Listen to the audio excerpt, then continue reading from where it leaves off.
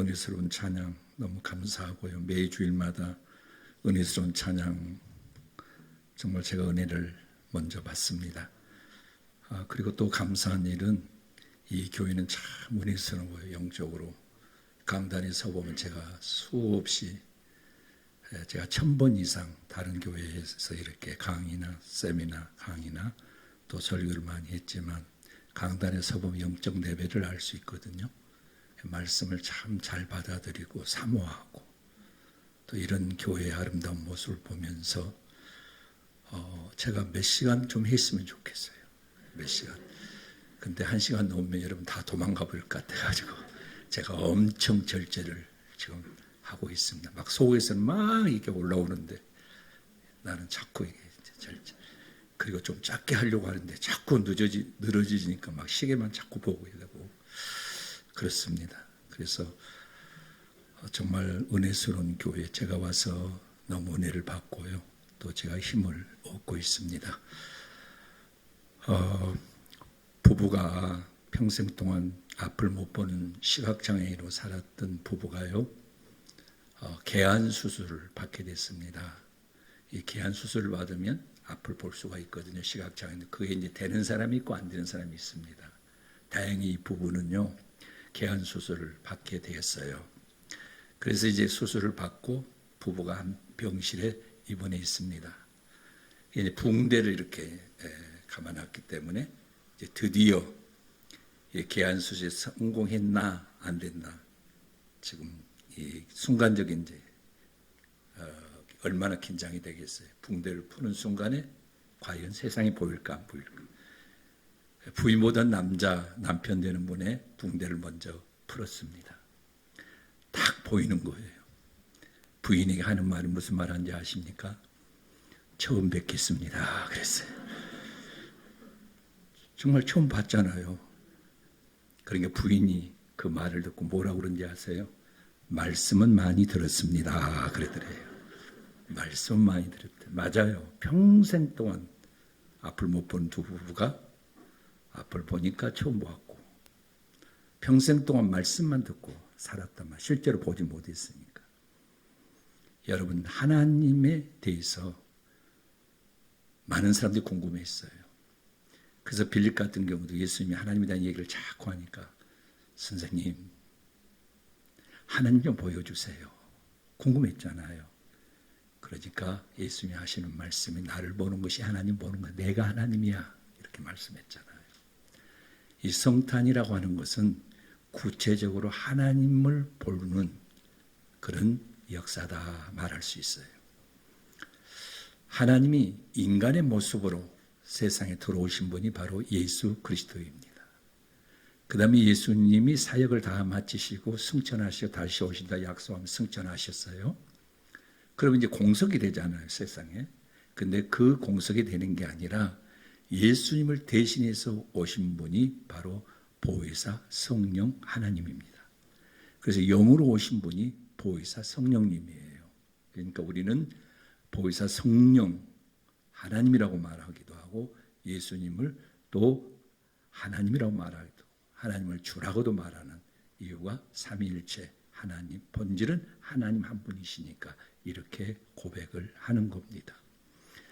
자, 그래서 우리는 성탄절에 대해서 하나님이 인간의 모습으로 인간이 되어서 세상에 오신 그 주님을 우리가 맞이하면서 준비하는 과정을 대림절 혹은 대강절 한 달 동안을 준비하는 기간이거든요. 우리의 마음을 비우고 주님 오심을 맞이하는. 그래서 오늘은 대강절, 대림절 두 번째 주일입니다. 그런데 하나님이 인간의 모습으로 세상에 들어오신 이걸 우리 영어로 성육신, 인카네이션 했다 이렇게 얘기하는데 하나님이 인간이 되셨다 그 말이에요. 그러면 하나님이 이 세상에 들어오실 저 구름을 타고 다니면서 봐라 내가 하나님이다 이렇게 말할 수 있잖아요. 근데 하나님은 그렇게 안 했어요. 우리가 역사를 보면은 군담설을 국문학에서는 군담설화라고 그러는데 특별한 사람, 특별함을 강조하기 위해서 평범하게 어머니 배를 빌려서 세상에 오지 않고 아래에서 깨어났다. 박역교세 같은 신라왕 박역교세 같은 경우는 저희 종씨예요. 선배님이에요. 그런데 그냥 평범하게 여자의 배를 통해서 온 게 아니라 아래에서 깨어났다. 그 무슨 말이에요? 나는 다르다. 똑같지 않다 하는 걸 강조하는 거거든요. 이런 군담사라들이 많이 나와요. 근데 하나님은 그런 식으로 아니더라는 거죠. 평범하게 철저하게 사람의 모습으로 세상에 들어오시면서 마리아, 처녀 마리아의 배를 통로로 사용해서 세상에 들어오신 날을 우리는 축하하고 기념한 날이 바로 성탄이거든요. 그런데 이 세상에 수많은 처녀들이 있었는데 그 수많은 처녀 중에서 왜 마리아일까 하는 생각을 하게 되죠. 여러분 우리 자신들 한번 생각해 보세요. 이 세상에 우리보다 잘난 사람, 똑똑한 사람 얼마든지 많은데 왜 그 중에 우리를 선택하여 믿음의 사람으로 은혜를 베풀어 주셨을까? 구원받게 하셨을까? 미스터리 아니에요? 그런데 우리가 돈 많아서 그런 것도 아니고 지식이 많아서 잘난 것도 아니잖아요. 그건 전적으로 하나님의 주권인 줄 믿습니다. 오늘 이 말씀을 한번 주목을 해보십시오. 26절부터 28절 말씀, 여섯째 달에 천사 가브리엘이 하나님 보내심을 받아 갈릴레아 사리는 동네에 가서 다윗의 자손 요셉이라는 사랑과 약혼한 처녀에게 이르니 그 처녀의 이름은 마리아라. 그에게 들어가 이르되 은혜를 받은 자의 평안할 때 주께서 너와 함께 하시도다 그랬어요. 갑자기 예고 없이 천사 가브리엘이 나타나서 마리아에게 하는 말이에요. 인사예요, 인사. 갑자기 나타났어요. 우리는 대신방을 1년에 한 번씩 했거든요. 그래서 대신방을 하는 건 뭐냐? 소신방과 대신방의 차이가 뭐냐? 인원이 많은 게 대신방이고 인원이 적은 게 소신방이에요. 그래서 미리 다 예고를 해요. 예고를 해서 이제 언제 어느 구역에 신방이 언제입니다. 그래서 우리는 연초했거든요. 왜냐하면 가서 축복해 주는 일이니까 상담 신방이 아니고 축복해 주는 신방이니까 축복해 주면 기용이 연초에 좋겠다 해서 우리는 연휴가 끝나면 신년의 축복 신방을 늘 했거든요. 이제 식구가 많아지니까 저 혼자 하기가 너무 힘들어가지고 부목사님하고 팀을 나누어가지고 이제 교우별로 해서 금년에 이쪽 교우 갔다면 내년에 저쪽 교우로 하고 2년에 한 번 가거든요. 이미 예고가 다 나오잖아요. 그러면 이제 막 준비들 하잖아요. 그래서 어떤 분은 남편들이 그런 얘기를 해요. 목사님, 매달 신방 좀 했으면 좋겠어요. 왜? 몇 년 동안 대청소 안 하고 있다가 신방 온다면 막 대청소하고 난리래요. 그 집안이 확 바뀐다는 거예요. 그러면서 자주 좀 목사님이 신방 좀 했으면 좋겠다. 그런 분도 계시더라고요. 예고하면 준비하잖아요. 하나님께서 마리아야, 너 수많은 이 세상에 처녀들이 있는데 그 중에 내가 너를 딱 찍었다. 그리고 몇 년, 몇 월, 며칠, 몇 시에 내가 천사를 보낼 거다. 준비하고 있어라. 이렇게 미리 예고했으면 당황하지도 않고 놀라지도 않을 거 아니에요. 여러분 목사님 집을 방문할 때 미리 예고를 하고 방문해야 되거든요. 이제 어떤 교인들은 선물 사가지고 오면서 집에 오는데 그냥 초인종을 눌러요. 딱 보면은 어느 교인이요. 그럼 얼마나 당황해요, 막. 그럼 막 그때 가서 옷을 막 또 받고 입고 막 그러거든요. 예고 없이 오니까 당황스러웠잖아요. 이 마리아도 예고 없이 나타난 하나님이 보낸 메신저인 천사 가브리엘의 방문에 당황하고 놀랄 수밖에 없었습니다. 근데 그가 이 마리아에게 하는 인사가 나와요. 28절에 보면 세 가지가 나옵니다. 인사가 은혜를 받은 자여 평안할지어다 주께서 너와 함께 하시더 세 가지가 나와요. 은혜를 받은 자여 평안할지어다. 평안한다고 하는 말은 헬라어의 카이레예요. 카이레. 그 다음에 히브리어는 샬롬이라고 그래요. 이건 뭐냐 하면은 울퉁불퉁 이렇게 저기 하는 게 아니라 아주 평안한 그런 굴곡이 없는 아주 행복한 상태. 이게 바로 여기서 말하는 평안이라는 행복한 상태, 만족한 상태, 조금 더 부족함이 없는 그런 상태를 평안하다고 그랬어요. 모든 사람이 추구하는 거 아니잖아요. 모든 사람이 다 원하는 거죠. 평안할지어다. 그러면서 은혜를 받은 자요. 그리고 은혜를 받은 자만 누릴 수 있는 특권이 뭘까? 여기서 말씀이 딱 나오거든요. 평안하다는 거예요. 여러분 평안하십니까? 가정이 평안하십니까? 여러분 마음이 평안하십니까? 은혜를 입은 자인 줄 믿습니다. 하나님의 은혜예요. 교회가 편안합니까? 하나님의 은혜를 입은 줄 믿습니다. 그래서 우리는 하나님의 신세를 진 분이에요. 은혜를 입었다는 건 신세를 졌다는 말이죠. 은혜를 입은 자입니다. 얼마나 좋아요. 그래서 마리아가 왜 놀랬을까요? 이런 인사 받아보질 않았거든요. 천사가 나타난 것도 기절초풍한 일이지만 이런 인사 받는 거 처음이에요. 그냥 놀랄 수밖에 없어요. 그래서 무서워하지 말라. 무서워하고 있으니까 무서워하지 말라는 거 아니에요? 근데 그 다음이 문제예요. 그 다음이. 천사 가브리엘이 전한 메시지가 나옵니다. 천사가 이르되 마리아여 무서워하지 말라. 30절부터 제가 읽습니다. 내가 하나님께 은혜를 입었느니라 그랬어요. 은혜를 입었느니라. 은혜를 입은 내용이 뭐냐? 31절부터 보라 내가 잉태의 아들 낳으리니 그 이름을 예수라 하라.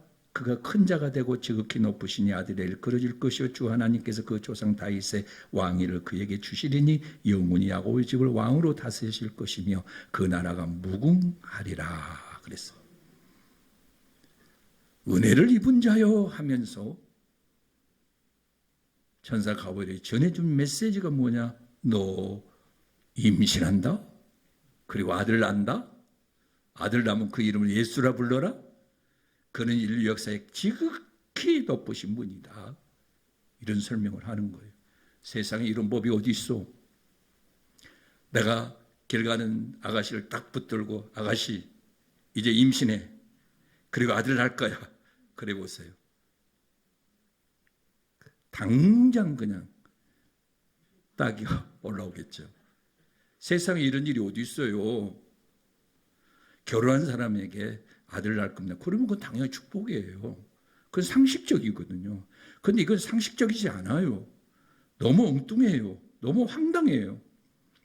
그러니까 마리아가 여기에 대해서 어떻게 반응을 하는지 한번 보십시오. 34절 같이 읽어보겠습니다. 34절 마리아가 천사에게 말하되 나는 남자를 알지 못하니 어찌 이 일이 있으리까 그랬어요. 어찌 이 일이 있으리까. 당연하죠. 당연해요. 그리고 충격을 받은 거예요. 왜냐하면 지금 마리아의 신분이 어떤 신분이죠? 27절에서 신분을 얘기하잖아요. 다윗의 자손 요셉이라 하는 사람과 약혼한 처녀에게 이르니 약혼녀예요. 요셉의 약혼녀라고요. 요즘은 젊은 친구들은 약혼 모르죠. 우리 때만 해도 대부분 결혼하기 위한 가정으로 약혼을 먼저 했어요. 딱 점 찍어 놓는 거예요. 임자를 딱 정해 놓는 거예요. 그리고 이제 약혼의 과정을 통해서 결혼을 하게 되거든요. 보통 이 당시에도 약혼하면 1년 동안에 결혼하기 전에 1년 동안의 기간을 가지고 있었습니다. 아니 약혼녀인데 임신한다고요? 애 낳는다고요? 아들 낳는다고요? 이 약혼녀가 만약에 임신을 했다. 약혼 중에 있는데 임신했다. 어떤 상황이 벌어진 줄 아십니까? 율법대로 하면 신명기 22장 23절 24절의 말씀을 보면은요. 처녀인 여자가 남자와 약혼한 후에 어떤 남자가 그를 성읍 중에서 만나 동침하면 너희는 둘 다 성읍으로 끌어내서 돌로 쳐 죽여라. 이렇게 얘기했어요. 돌로 쳐서 죽이래요. 동네 한가운데 끌어다 내놓고 손 대는 게 아니라 더러우니까 돌로 쳐서 죽이라는 거예요. 이게 법이에요. 이 당시. 아니 지금 이런 상황에 놓여 있는데 가만히 있을 사람이 어디 있어요? 마리아가 바보입니까? 지능이 모자랍니까? 정상적인 사람이라고 하면 가만히 있을 수가 없잖아요. 그러니까 34절에 말하는 거, 천사의 말, 나는 남자를 알지 못합니다. 아니, 임신을 한다고 하면 아들 낳든 딸을 낳든 임신한다면 남녀간의 성적 결합을 통해서 낳는 게 상식적인데, 나 지금까지 남자 옆에 있어 보질 않았는데 어떻게 나보고 애 난다고 그러냐, 아들 난다고 그러냐. 그럴 수 없다는 얘기죠. 이게 바로 마리아의 자기 방어라고 나는 생각을 합니다. 방어해야 될 거 아니에요. 너무 억울하잖아요. 아니, 세상에 이런 법이 어디 있냐고요. 말도 안 돼. 그래서 자기 방어를 할 수밖에 없고, 생물학적으로 인간의 상식으로 맞지 않습니다 하고 자기 결백을 주장을 합니다. 자, 그러면 천사 가브리엘이 딱 포기하고 떠나야 되는 거 아니에요? 아, 마리아가 이렇게 완고하게 안 받아들이는구나. 그럼 다른 사람을 골라보자. 다른 동네로 가서 다른 처녀 붙들고 얘기할 수도 있을 거 아니에요? 근데 아니더라고요. 하나님 한번 딱 정해놓으면 반드시 당신의 뜻이 이루어질 때까지 하나님이 기다리시고 또 설득하고 이해시키고 그래서 결단할 때까지 기다리는 하나님의 역사를 여러분 기억하시기를 바랍니다. 포기 안 하네요. 그리고 이제 설명을 해줘요. 설명을. 왜 그렇게 돼야 되는지 하는 설명을 하는데 35절, 37절까지 함께 읽어보겠습니다. 천사가 대답하여 이르되 성령이 내게 임하시고 지극히 높으신 이의 능력이 너를 덮으시리니 이름으로 나시는 바 거룩한 이는 하나님의 아들이라 일컬어지리라. 보라, 내 친족 엘리사벳 늙어서 아들을 배웠느니라. 본래 임신하지 못한다고 알려진 이가 이미 6달이 되었나니 대적 하나님의 모든 말씀은 능치 못하심이 없느니라. 가브리엘을 포기를 안 하고 설득을 합니다. 마리아를 이해를 시킵니다. 우리가 정말 상대방이 어떤 우리가 얘기를 했을 때 안 듣고 할 때 얼마나 답답해요. 그래서 우리는 그때 막 성질내잖아요. 왜 내 말을 안 들어 하고 막. 특별히 부모님들 애들이 말 안 들으면 되게 성질나죠. 그런데 천사 가브리엘은 설명을 해요. 왜 그러는지 하는 설명을 하는데 우리도 이렇게 해야 되거든요. 사실 아이들한테 말을 안 들으면 왜 그 일을 해야 되는지, 왜 공부를 해야 되는지 이걸 조목조목 좀 설명을 해줄 필요가 있는데 우리는 감정이 앞서가지고 그냥 뭐 화부터 먼저 내잖아요. 그래서 다른 집의 애는 가르치는데 내 집에는 내가 못 가르친다. 그렇죠. 왜 그럴까요? 감정이 개입돼가지고 이게 잘 안 되거든요. 그런데 설명을 하면서 3가지 메시지를 얘기해요. 설명을 이제 마리아한테 하는 겁니다. 네가 알아. 너 남자하고 접촉한 일 없어. 남녀 간에 성적 결합을 통해 애 난다는 거 알아. 그게 상식적이야. 생물학적에 맞는 얘기야. 그런데 그게 아니라 3가지. 네가 애를 낳는다고 하는 것은 남자를 통해서 애를 낳는 게 아니라 성령의 역사야. 하나님의 능력의 은혜야. 2번째는 이거는 도저히 될 수 없는 일이야. 되어질 수 없는 일인데 되어지는 것은 이건 하나님만이 할 수 있는 하나님의 능력이야. 이렇게 얘기를 하고 3번째는 사례를 제시를 해요. 사례를 제시하는데 38호 6절에서 보라. 너 알잖아. 내 친척 엘리사벳 있지? 왜? 애 못 난다고 했어. 이미 생물학적으로 다 여성으로서의 애를 낳을 수 있는 기능이 다 이제는 끝났다고 합니다. 도저히 있을 수 없는 일이야. 그런데 네 친척 엘리사벳이 임신한 지 6개월이다. 너 알고 있지?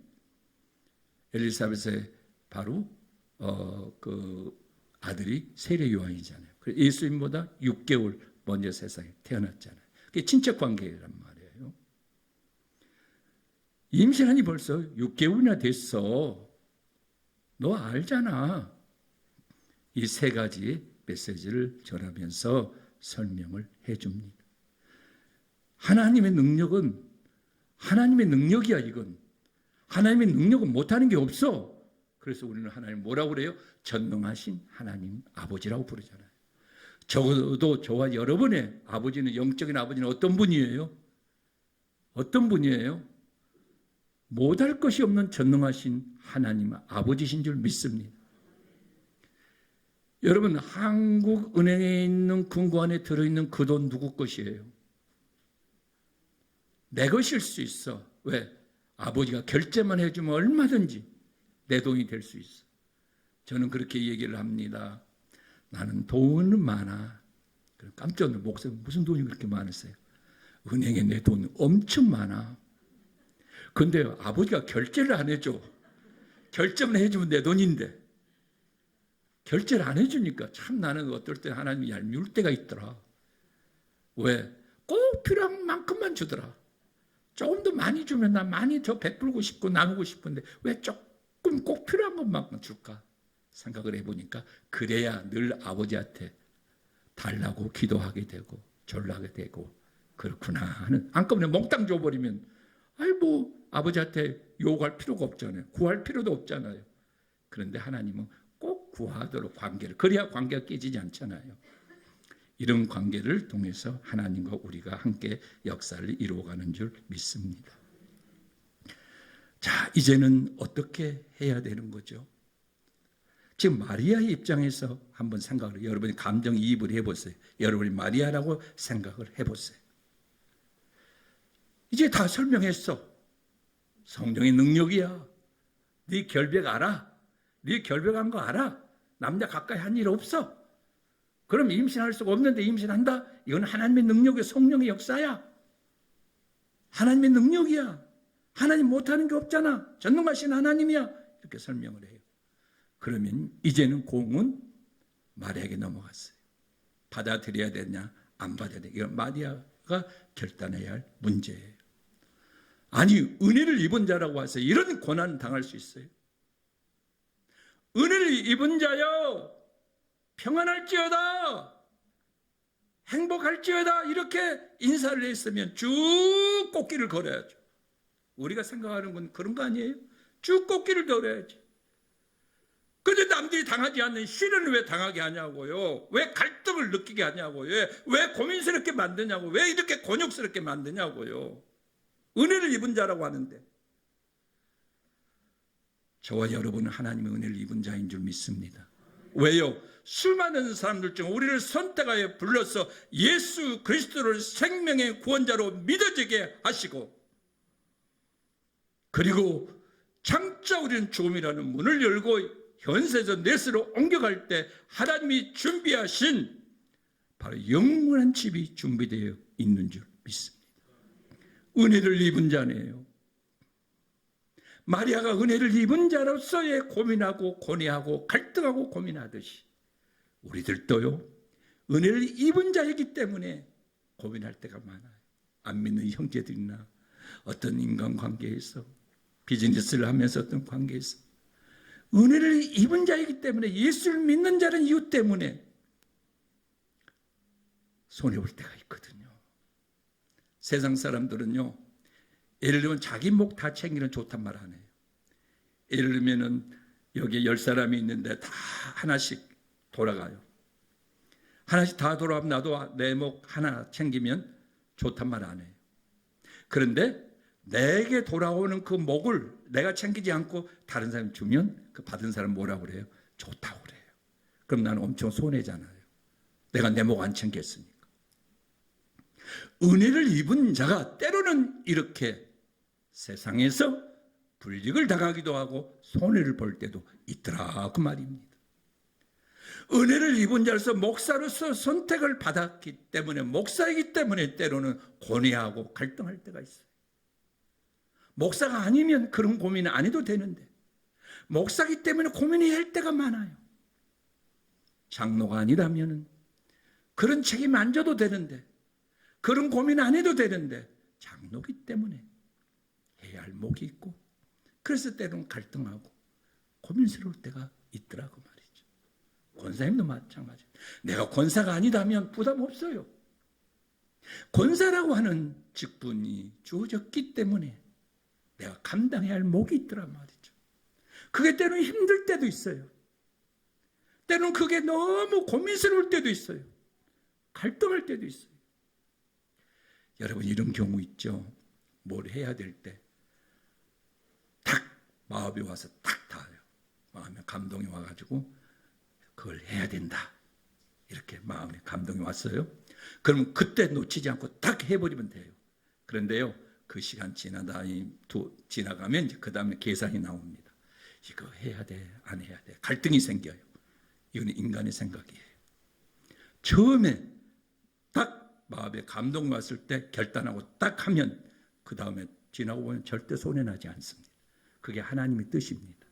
근데 그 다음 이제 지나고 나면 막 인간적인 갈등과 고민이 생기는 거죠. 지금 마리아가 고민하고 갈등하는 이유가 뭔가요? 왜 갈등해요? 왜 고민해요? 인간이기 때문에. 은혜를 입은 자이긴 하지만 당장 눈앞에 보여지는 게 어떤 상황이에요? 처참하게 당할 그 고난을 생각하면 감히 오케이 하고 사인할 수 없어요. 얼마나 힘들고 어려운 상황입니까? 때로는 우리가 은혜를 입은 자로서의 은혜를 입은 자가 아니면 안 해도 될 고민이 있어요. 은혜를 입은 자기 때문에 때로는 갈등을 할 때가 있어요. 은혜를 입은 자기 때문에 때로는 손해를 볼 때도 있어요. 속상할 때도 있어요. 실망할 때도 있어요. 은혜를 입은 자기 때문에. 은혜를 입지 않았다면 더 편할 수 있었는데, 더 좋았는데, 인간적으로 볼 때 그럴 때가 있더란 말이죠. 은혜를 입었던 이유 때문에, 은혜를 입었다는 이유 때문에 고민하고 갈등하고 때로는 두려움이 있고 때로는 다른 사람은 전혀 겪어보지 못한 그런 어려움을 겪을 때가 있습니다. 그래서 성경은 뭐라고 말하는지 아십니까? 로마서 8장 17절 말씀에 우리가 그와 함께 영광을 받기 위하여 고난도 함께 받아야 할 것이니라 그랬어요. 너 영광만 생각하지 마라. 영광 받는 것만큼 대가를 지불해야 될 건 고난도 받아야 돼. 그래서 영어로 no cross, no crown이라는 말이 있어요. 십자가 없이는 멸류관도 없다는 얘기예요. no cross, no crown. 바로 우리는 예수님의 부활, 영광스러운 부활만 언제나 생각하는데 부활이 있기 전에 고난이란 죽음의 과정을 통해서 그 다음에 부활이란 영광이 있었던 겁니다. 때로는 은혜를 입은 자로서 선택받은 자로서의 고민과 갈등이 있을 수밖에 없더라고 말입니다. 그러나 이런 고민과 갈등은 결코 손해나는 게 아니더라. 네가 그만큼 받았으면 그만큼 내놔야지. 노블레스 오브릴 줄 아는 그런 말이 있잖아요. 품격이 있어야지, 품격이. 여러분 교회 안에서 그러죠. 뭘 저기 하면 장로님이 돼가지고 목사님이 돼가지고 목사님이 화내? 그러잖아요. 권사님이 돼가지고 집사님이 돼가지고 또 안 믿는 사람은 예수 믿는 사람이 왜요? 품격을 요구하더라고요. 그게 힘들어요.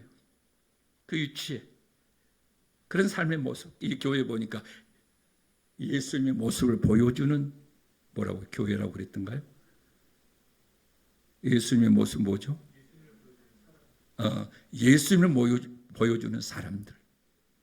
여러분의 은혜를 입은 자로서 여러분의 모습을 보면 주님의 모습을 볼 수 있도록 하자 그 말이에요.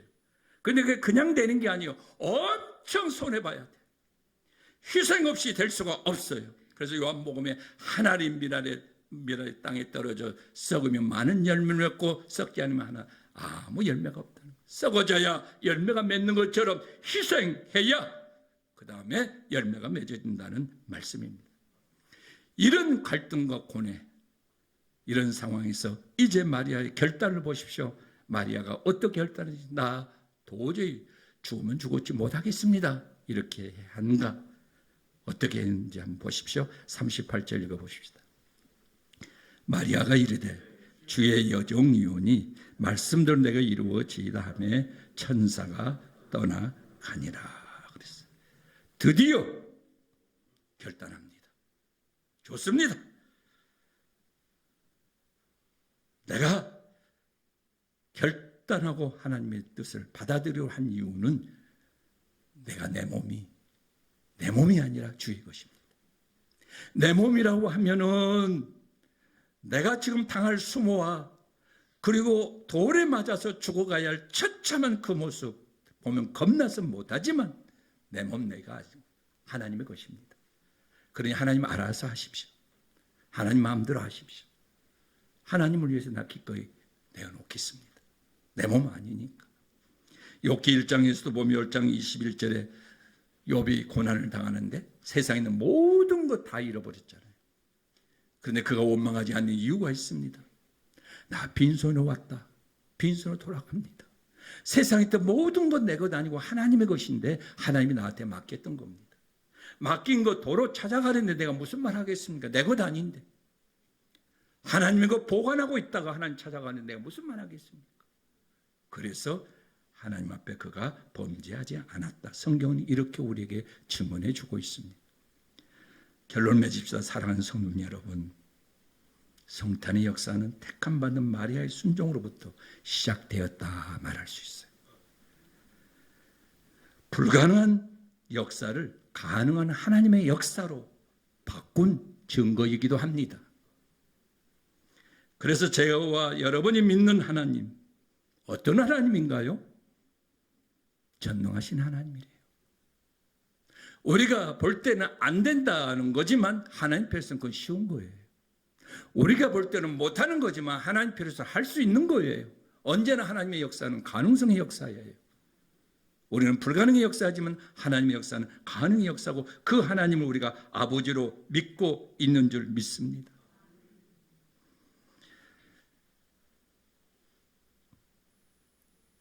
마리아가 하나님의 은혜를 입은 자로서 다른 사람이 하지 않는 고민과 갈등을 느끼며 고뇌하며 힘들어했습니다. 그러나 그는 하나님의 말씀 앞에 딱 결단하고 순종했던 이유가 뭐냐? 내 것 아닙니다. 내 것 아닙니다. 내 것 아닙니다. 내 몸 내 것 아닙니다. 내가 내 몸 내 것이라고 하면 도망가든지 이 상황을 피해야 되는데 내 몸 아닙니다. 여러분, 여러분에게 주어지는 재능이 있습니까? 그 재능 내 것이라면 나를 위해서 쓰게 됩니다. 그러나 이 재능이 내 것이 아니고 하나님의 것이라고 하면 하나님을 쓰게 됩니다. 우리 바로 성가대 지휘하시는 집사님도 바로 이 할 수 있는 재능이 내 것이 아니고 하나님의 것이기 때문에 멀리서 와서 제가 성가대 지휘하는 걸로 합니다. 하나님을 쓰게 되는 거예요. 내게 주어지는 시간, 내 시간이라고 하면 나를 위해서 쓰게 되죠.